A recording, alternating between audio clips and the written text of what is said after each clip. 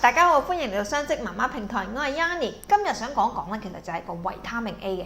咁我好深信咧，其實維他命 A 對於在座嘅你咧都應該唔陌生㗎啦。咁但係今日我想講嘅反而係維他命 A 中毒。咁點解會有呢個情況咧？琴日咧我最後咧會講個黃金嘅替代品嘅。如果有興趣嘅話，記得 stay 到最後。我哋事不宜遲，即刻開始。大家如果想做一個營養諮詢嘅話咧，都可以 WhatsApp 呢個電話揾我㗎。維他命 A 其實咧就會令到我哋嘅視網膜好啲啦，令到睇嘢睇得好啲，夜晚睇得清晰啲嘅。咁好啦，咁點解維他命 A 會中毒咧？咁係因為咧維他命 A 嘅本質佢係有溶性，唔同維他命 C。維他命 C 咧其實水溶性咧，咁其實即係話如果我今日食得太多維他命 C 嘅話咧，其實就會透過水分經過尿液咧去排出體外嘅。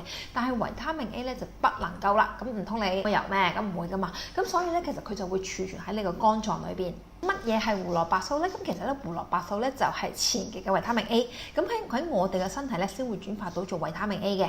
同埋咧，其實佢有抗氧化嘅植物營養素啦。咁如果即使我哋係過量食咗胡蘿蔔素嘅話咧，其實有咩影響咧？其實我哋皮膚就會變黃。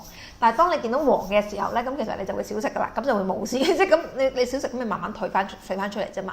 咁佢就唔會有嘔吐啊、嘔針啊嗰種感覺嘅。咁所以咧，其實咧都會慢慢都 suggest 大家用胡蘿蔔素去替代維他命 A。如果今日咧係想抗氧化嘅你咧，其實咧可以考慮下我哋嘅紐崔萊嘅胡蘿蔔素嘅。咁點解咧？首先第一樣嘢咧，我哋全世界唯一認證有機農場，咁所以咧我哋咧生產出嚟嘅嘢都係十分之天然噶。咁我哋咧係胡蘿蔔素高，咁即係我哋食咗之後咧，人體先會將佢轉化為維他命 A。咁我哋嘅 product 咧其實仲有葉黃素啊、玉米黃素咧等等嘅。咁我咧本身自己咧都係食咗呢一個牌子都食咗一段時間噶啦，咁我都係十分之極力推薦俾大家。